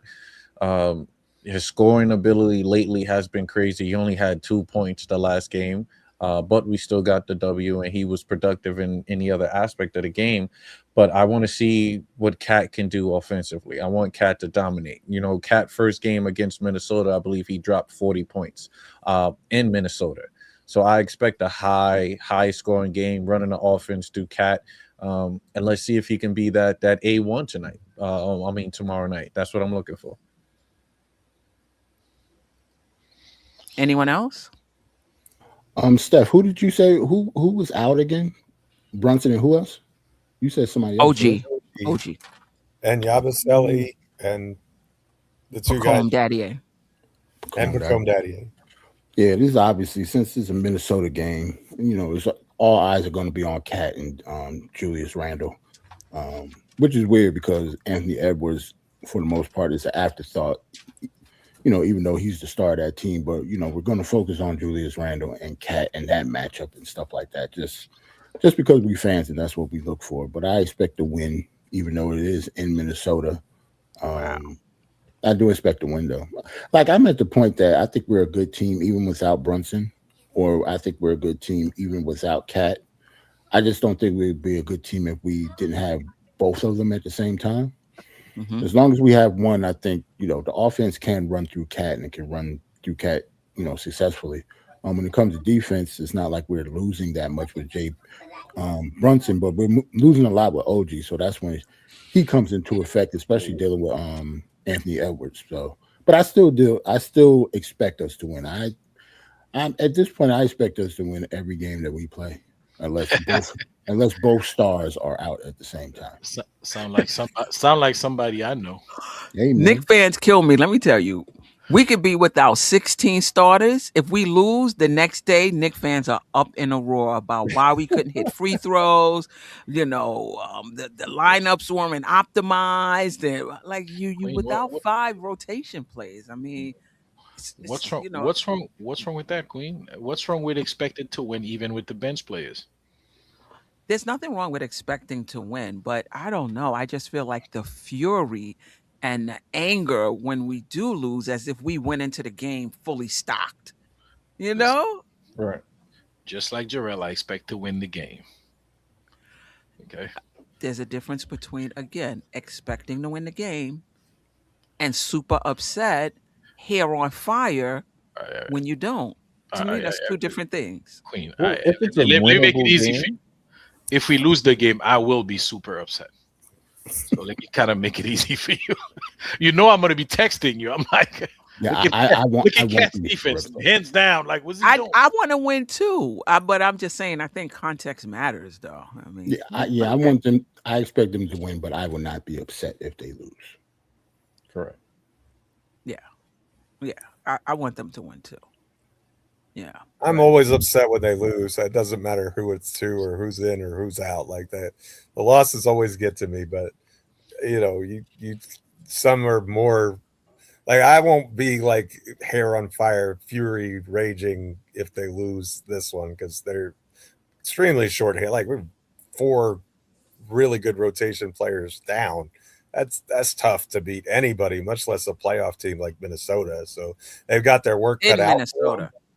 I'm curious to see if Diawara gets extended minutes or if Yabusele creeps his way back into the lineup or if we just see a lot of Josh Hart at the 4, which Minnesota seems like the team that can punish that because they have they have a lot of size. So with Gobert and Randall, so I think that'll be an interesting battle to say the least. And I expect Cat to have a massive game, win or lose tomorrow. He could have a 50 burger, I think, tomorrow. Especially coming off a 2-point performance, going back to an arena that he really enjoyed and loved to play in.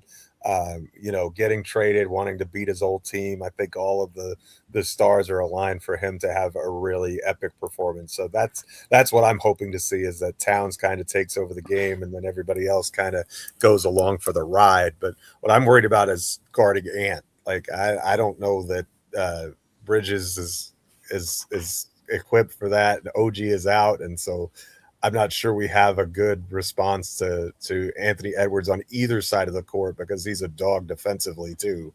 So I also expect Mikal Bridges to get more responsibilities as far as ball handling and playmaking because I think we've seen that in Brunson's absence and it's been good for us for the most part. So hopefully that continues as well.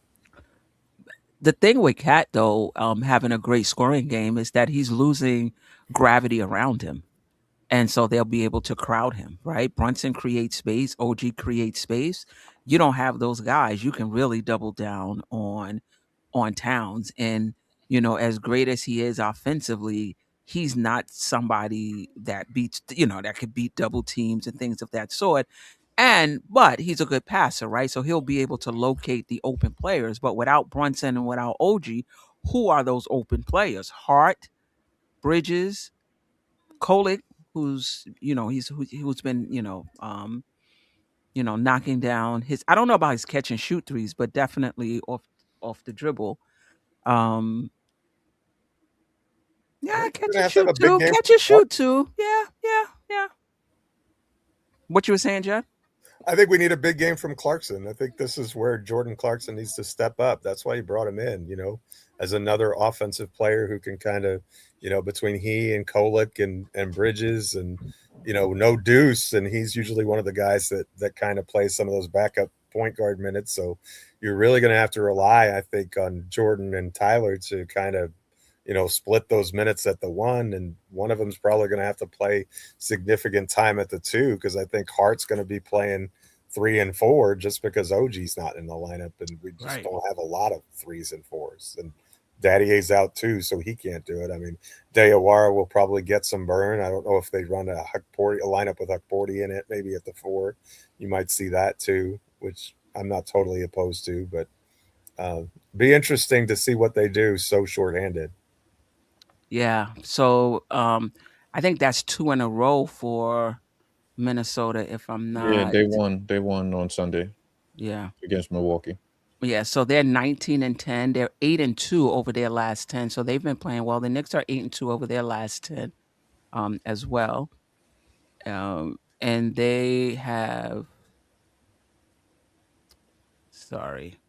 they are in 5th place in the Eastern Conference. They're 11-5 at home and 8-5 on the road. So they're just pretty good, overall. But again, 3-8 teams over 500, right? So and if we had all of our guns, I'd say, yeah, we're in good shape. But how much more like an under 500 team are we with 4 rotation players missing?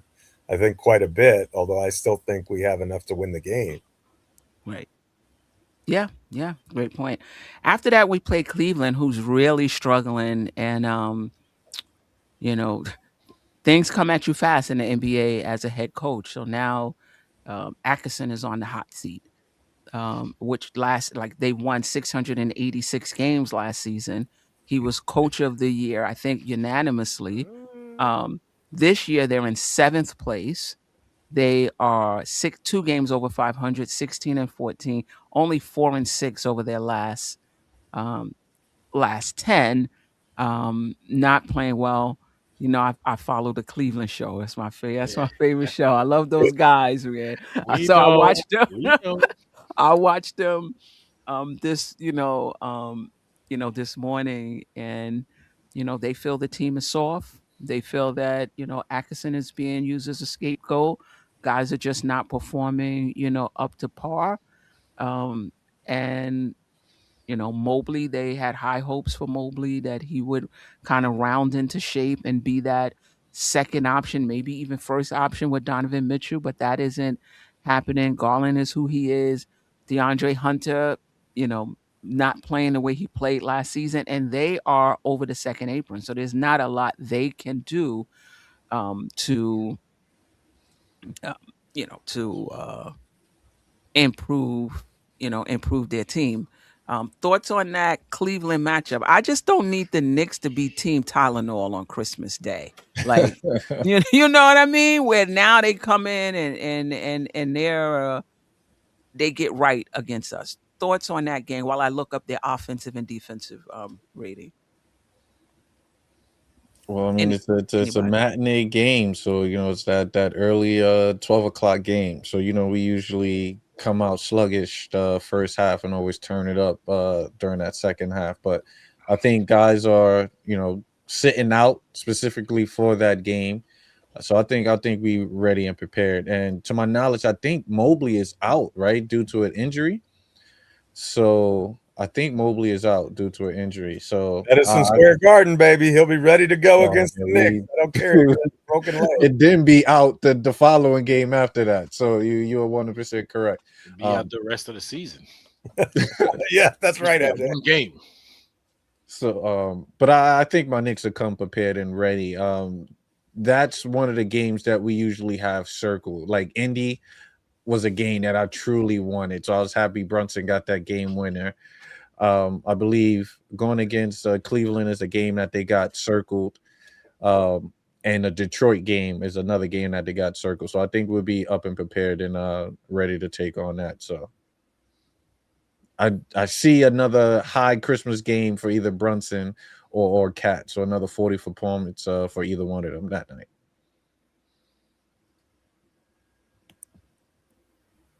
Yeah, without Mobley, they even softer than they are with him. So, yeah, they don't play. They don't play really good defense now. Yeah, 15 in defensive rating, 10 in offensive rating. Yeah, they barely beat Charlotte. I think Charlotte beat them last week. So they did, and they lost to Chicago back to back. Yep. Blown out the first game. They was blown out both times. Wow. Right. So I don't see Cleveland beating us, but we'll see. Mitchell's going to have a big game in the Garden on Christmas. That's happening. They're going to need it. That scares me. I'm not saying he's a better player than Brunson. I don't believe that, but I do believe when the lights are bright at Madison Square Garden, Mitchell likes to put on a show. You're going to get the very best from him at the very least. I think Cleveland's problem is that the pieces don't exactly fit right. I think there's a lot of duplication in Garland and Mitchell, and I think there's a lot of duplication in Mobley and Allen. And if they could kind of do a trade where they kind of move two of those guys out for guys that fit better, I think they have the potential to be, really, back to their 60 win selves from a year ago. And that they lost to the Pacers same as we did, right? And they had injury trouble. Garland wasn't healthy in the playoffs last year. So I just think that's a clumsily constructed team. But on Christmas, with Donovan Mitchell coming to MSG, I think that's a very dangerous game. And we have to see who all is going to be available for us. Like, we're hoping that Brunson is back and OG is back, and that it's load management. But what if it's not? That's true. That's another question too. Who's going to be available for us? But I'm hoping that's why OG and Brunson is out tomorrow, so that they can play and be available in that game. But to me, I would think you would want to beat Minnesota, and then you have a better chance without those guys against Cleveland. Like, I think that's operating in backwards world to me. Like, I think you need all hands on deck to beat Minnesota more than you need to be all hands on deck to beat Cleveland. Like, I mean, you'd prefer to have it in both cases, but if I'm going to load up in one game, it would be the Timberwolves game, unless you feel like you're not going to beat them even with those guys. And I hope they don't feel that. I don't know, Jeff. It's Christmas. Cavs are an East Coast team. We already beat the Timberwolves once so far this season. I can see them wanting to do the Cleveland game, especially since it's on Christmas. It's a nationally televised game. Like, the organization has a lot to say about that. Yeah. And I don't know if this is the reason why, I think to your point, I do think Christmas is a big game. They want all their stars there. They understand that people come out for Christmas. It's a nationally televised game. And I think Mike Brown, more than any other coach that's been here with the Knicks, understands that narratives matter. Because you see him, he's really pushing the Brunson MVP narrative.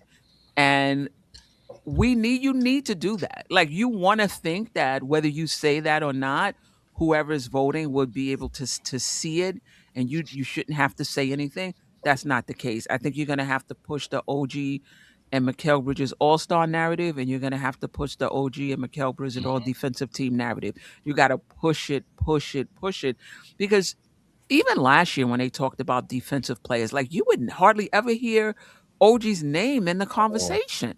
I was like, well, who are they talking about? Why is OG's name not being mentioned? So it is important to push that narrative. And maybe, that's what having these guys play on Christmas Day, where everyone is going to be watching, maybe that's a part of it. I mean, I don't know for sure. But maybe that is a part of it. Do we know if Brunson and OG will be traveling with the team? Because it's also having to go to Minnesota, and Christmas is a home game. That's a good point. I'm not sure. Maybe they're not traveling with the team. We'll see. Yeah. That'll be something too. Yeah, true. So if we're healthy, we're winning that game. What, Cleveland? Oh, yeah. Definitely. Yeah. Yeah. Okay. All right, let's move on to Atlanta Saturday. They've lost 3 straight, 7 of their last 9. They're 15-15 on the season, 9th in the Eastern Conference. They're 12th in offensive rating, 18th in defensive rating, 17th in net rating. And listen, I think we all know, regardless of what these stats say on any given night, a bad team can beat a good team. Absolutely. But they're not playing that well of late. I think, if I'm not mistaken, Trae Young is back. Yep. Yes. He's kind of been the monkey wrench, though. They were playing better without him. Like, he came back and the losing streak started. I think it coincides exactly. So I'm not saying Young's to blame. I just yeah, that's the same thing with Hero's return to Miami. Though he's been out the past 2 games and they're still not winning. So they can't blame it all on him. Yes, Jabroni, right? The MB campaign. Yeah. Thoughts on? Go ahead. I was just gonna say Trae's been out for a long. Like, he only played like 7 games this season. So I think, whether they have winning streaks or losing streaks, I don't think the Hawks are a very good team without him. Like, it's still he's Trae going to Young. show out at the Garden. You know that if he can roll the dice on center court, he wants to do that. So, that's another case of guys always get well against in time to play the Knicks. Young is going to have a big game or try to have a big game. Sometimes we make his life miserable. A lot of times we do, in fact. But he's going to come out firing for sure. And I still think Jalen Johnson is one of the best players that nobody ever talks about. I think he's a terrific, borderline all-star for and he's still a kid. Isn't he like 22 years old or something like that? 24, yeah. Yep. 24? Okay, he's a little older. Yeah, I love him. Yeah, 36-11. That kid. 36, 11, and 9 their last game against the Bulls. Yeah. I mean, we were talking 11 and 9. Mm-hmm. Wow. Good. It's Atlanta, so we won't be rolling any dice still. On the game recap, we were talking about like players the Knicks passed over. What's this guy, AJ Mitchell? What's his last name? AJ Mitchell. Mm-hmm. Listen, we could have got Jalen Johnson. You know what I mean? Like, we passed over, a lot of teams passed over him, and so did the Knicks. And look at him. Mm-hmm. Yeah. Happens to the best of us. Anyway, if we healthy, you see that thing without Deuce and Shaman, like trying to guide Trae Young, with screen navigation, with Bridges, who are you putting on him? Clarkson, Kolick, you know what I mean? It's gonna have to be. Obviously, it's always a team thing, but it's gonna be interesting to see what scheme they, dial up to, or he might be on self check. He's not a really efficient. I like it when he's on self check. He's not a really efficient, 3-point shooter. However, he has a lot of gravity despite that, and he's really, really good in the pick and roll. Thoughts on the Atlanta game? Any matchup you're looking forward to? Anything or player you're concerned about? Yeah, with this game. No, you could go, Jeff. I'm sorry, Dyson Daniels. If he's in the game, I think he could give Brunson fits. He's long, he's tough, he moves his feet really well. So if Daniels is in the if Brunson is playing and Daniels is out there, I think having Kolek or someone else out there to kind of help Brunson out and let him play off ball more is going to be extremely helpful. And just because Trae Young can't guard anybody, so if you can have. If you can have that second playmaking guard, and Kolek has been really good in that role. Clarkson has had some decent opportunities in that role. I think it's going to be a key to that matchup is how we're able to neutralize Dyson Daniels defensively. Yeah, but see, unlike last year when, it was just Brunson, taking 89 seconds to get the ball over half court as if nobody else can touch the ball. I don't anticipate that. How we've been getting the ball up quickly, passing the ball up in like a pass or two to get it over half court. So we need to continue that. That would mitigate his effectiveness on Brunson. Bridges bringing the ball up at times will also do that. Josh Hart bringing the ball up. Josh Hart, secondary playmaker, secondary ball handler as well. I think that's going to mitigate Daniels, at least Brunson bringing it up over half court. But to your point, once it's over half court, you're right. He is a really good lockdown perimeter defender. And I interrupted you, Delusional. What That's were you fine. going to say? I apologize. Oh no, you pretty much said everything that I was going to say, which I kind of already knew. You definitely started off with Dyson Daniels.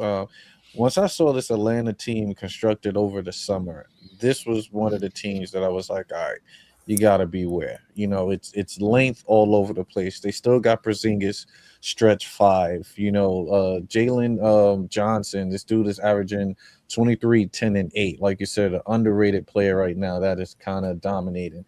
Dyson Daniels, another 6'7", 6'8" wing player or guard.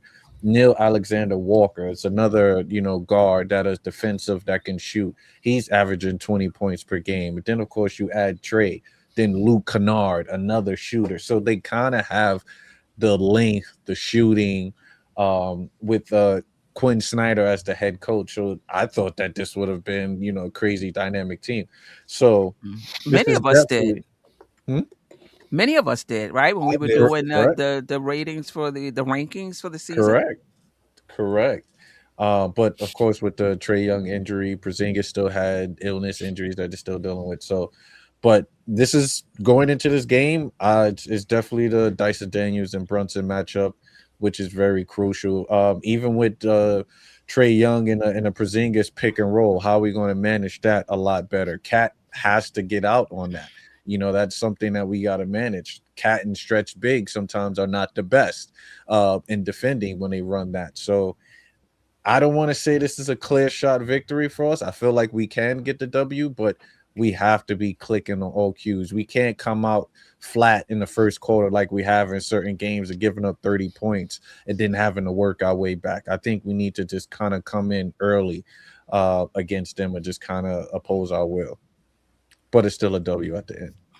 But I wouldn't be shocked if it ends up like a Philly situation. I would, because I just feel like Philly has been playing better than Atlanta. Atlanta has been really, they're 2-7 this month. They have the league's 27th ranked defense in December. Their last in opponent effective field goal percentage, 50 teams, 59.2% teams are shooting over the past 3 weeks. And they lost 152-150 to the Bulls on Sunday. And that was the 4th time this month that they've allowed more than 125 points per 100 possessions. Like, they are just stinking it up defensively. And you know what that means. They're going to be locked down on Saturday. They're going to be locked down on Saturday. Right. So what do you think in this week? 3-0, 2-1. I dare not 1-2. I'm gonna say 2-1. It's a 3-0. It's a 3-0 week. Okay, AJ, I like that. AJ has the Knicks going 82-0 every year, and I'm right most of the time though, because we win more game than we lose, so I got a pretty good winning percentage on that one. Yeah. He's 20-8 right now, just so you know. Yeah, right. So I was wrong 8. I was only wrong 8 times. 8 times. I'm gonna say 2-1. I think if the Knicks can get that game in Minnesota, that would be amazing. Queen, if we get that game in Minnesota, we're going 3-0. That one is tomorrow because nobody's playing. Like, realistically. Yeah. So it's that 2-1, that one is tomorrow. We shouldn't. There's no reason we lose the other 2 games. I will say though, a hurt team is a dangerous team too, right? Cleveland is looking to, right the ship. Atlanta is looking to right the ship. So they're going to be a bit more focused, right, to try to get off their snide and get some positive things happening. So my point is, we're not catching any of those teams sleeping. Okay, yeah. You're gonna have to beat them. That's all I'm saying. You're gonna have to beat them. Um, True. yeah. All right.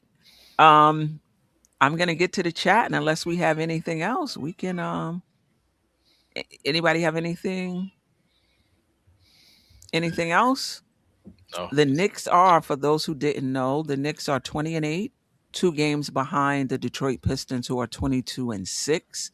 The Knicks are 14-2 at home, 5-6 on the road. The Knicks are the only team in the top 6, in the top 7, that has a losing record on the road.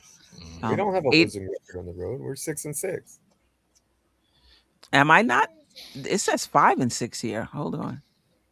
Oh, are Let we me only let me 5-6? refresh. I could have it wrong. It's I 5-6. It's 5-6. Okay, Yeah, the San Antonio game doesn't count. doesn't count. Okay, yeah, Yeah, you're right.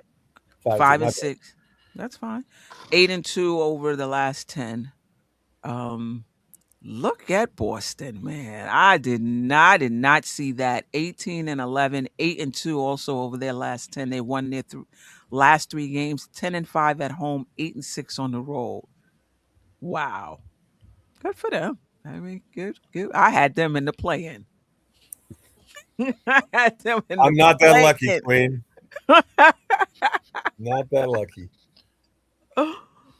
Oh man, let me just shout the chat out before Queen, we before go you ahead. shout out Yes, the chat, chat shout us out. Do us a favor, hit that like button and absolutely. share.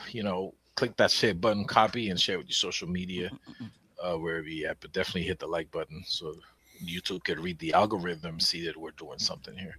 Yeah, and then the other thing I want to, so we stream to X, we stream to YouTube, obviously, but I also want to stream Facebook. to Facebook.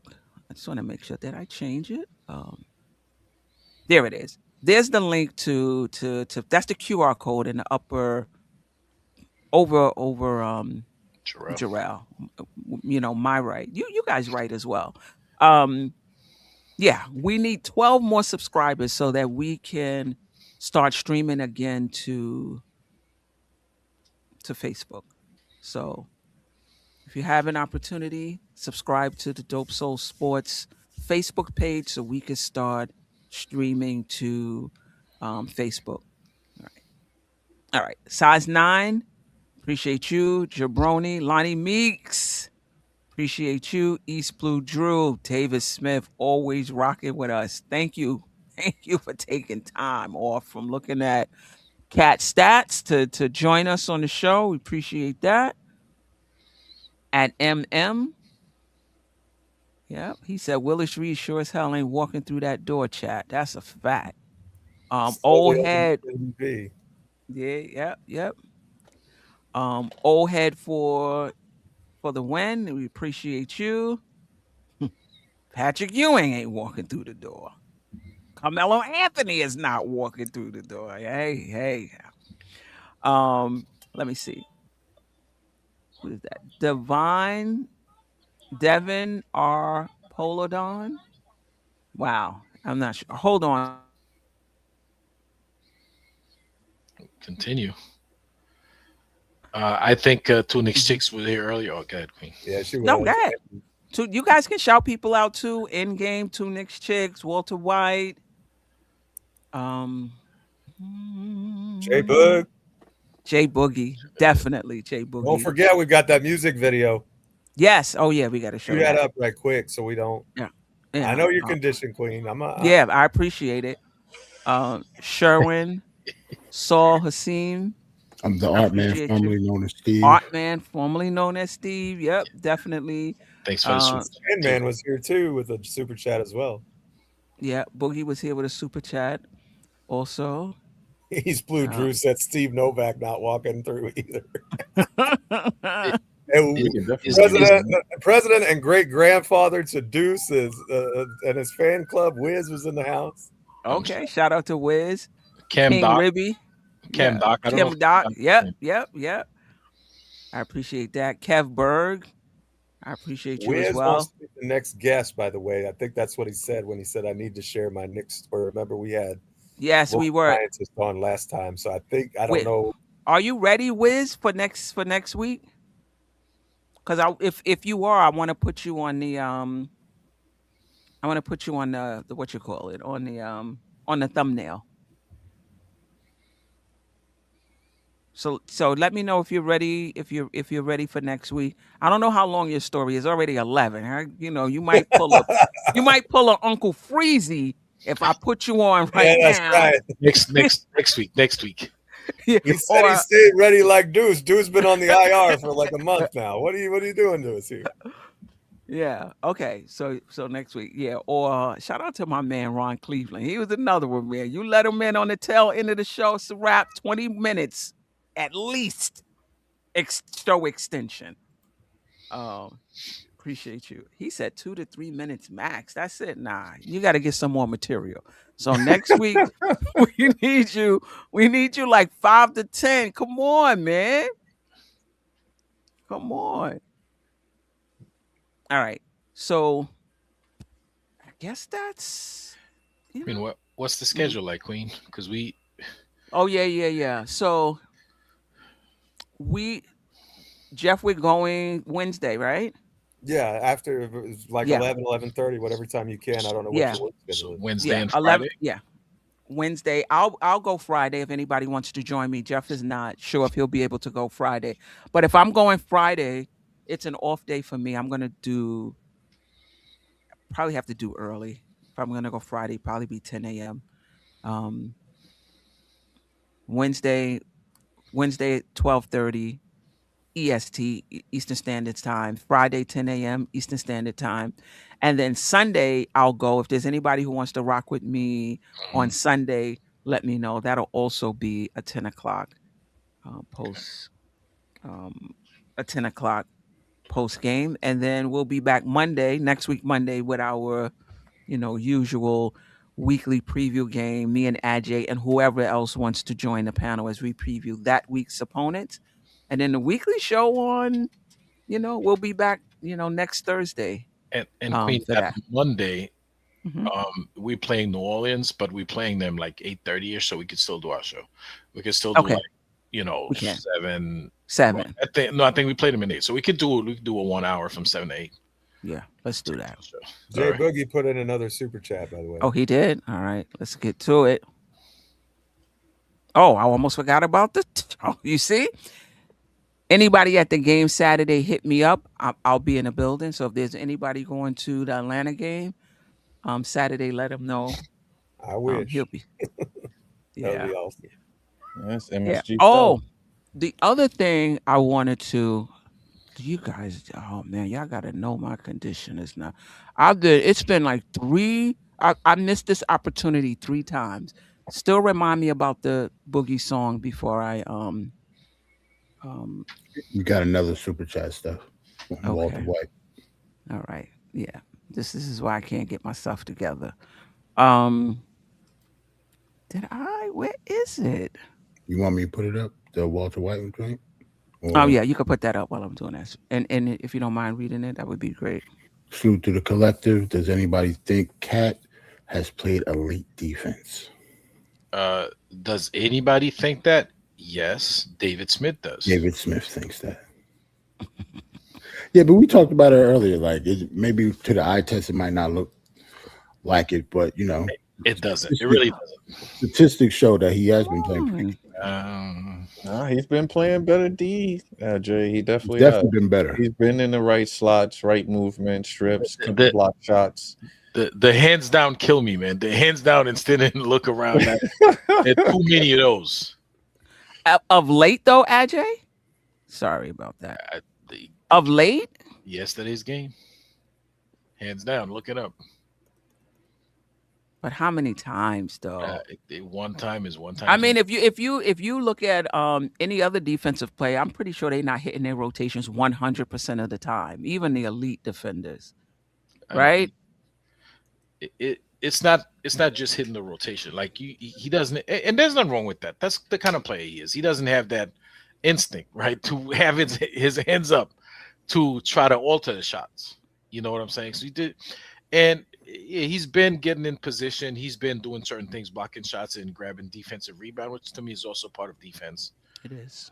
But you're a 7-footer. If you put your hands up, you will alter some shots. Like naturally, you will do that. He's in the 90th percentile for shot alterations, though. Yeah. Well, shot. What is it? Shot. What is it? Shot deference. I forget the word. There's a word for it that includes block shots, altered shots, things of that sort. He's in the 90th percent. At least that was the case about a week ago. Shot Whether deterrence, he's still in is that what it's called? shot deterrence, I think it is. Yes, thank Shot you, Jack. deterrence. Yeah, and also rim protection, 90th percentile. Doesn't seem Again, that this way. was over. This is I why. know what the stats say, but Yeah, it yeah. doesn't seem that way. When you're watching the game, it's like, Right. But one thing that is better though is his rotations, man. These past 3-4 games, and on the and staying on the floor with less stupid fouls is very important with him. yeah. All right. So I do want to so DJ Shuttle, we're having a birthday party as well as a watch party on January 7th. It is a Wednesday. It's at Ben's Crab in Valley Stream. DJ Shuttle will be DJing. It's also his birthday, and it's also a watch party. The Knicks will be playing the Los Angeles Clippers. So anybody that is in the area Wednesday, January 7th, come out, help us celebrate DJ Shuttle's birthday. It should be a lot of fun. Doors open at 4 p.m. The food is good there. The drinks are good as well for those who do drink. They have, mocktails, as they call them, as well. So yeah, definitely come in and help us celebrate his birthday, and let's watch the game. Watch the game together. Yep. All right. I will definitely be there. All right. So we're gonna go out with DJ Shuttle with Jay Boogie. Let's see. Let me get it.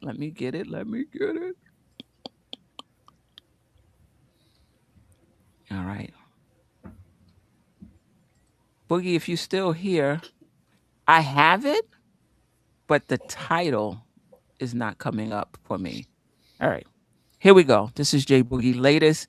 He said it hasn't been dropped anywhere else. We're getting it first. Let's do it. Let's do it. Let's do it. They say we 19,812 strong. I say we New York City strong. Look at the building. Just look at it. Madison Square Garden. The world famous arena, that's the building. Madison Square Garden, we in the building. From the floor seat to the nosebleed, the building. The best fans home stand, that's in the building. They don't do it like this. They know the city don't miss. We about to hit the switch. It's the New York Knicks. I represent for the city, this for the NY. Brunson burner, blow a kiss to the sky. From here to June, that city drip, that's orange blue. Saint of a nigga living bars like the Sky Zoo. You see the city game nice, we got the stars out. Bars sold out, the garden sold out. You see the sponsors at Boo, Dobby, Delta Chase. Them 5 boroughs, MSG, the Empire State. Wait, you see the Queen got a torch lit. By Mike Green, Jamal Crawford. It's no city like New York. Say what? It's no city like New York. Say what? You see the squad that keep balling. You see the squad that keep balling. Tell the city that we all in. This is Madison Square Garden. The world famous arena, that's the building. Madison Square Garden, we in the building. From the floor seat to the nosebleed, the building. The best fans home stand, that's in the building. They don't do it like this. They know the city don't miss. We about to hit the switch. It's the New York Knicks.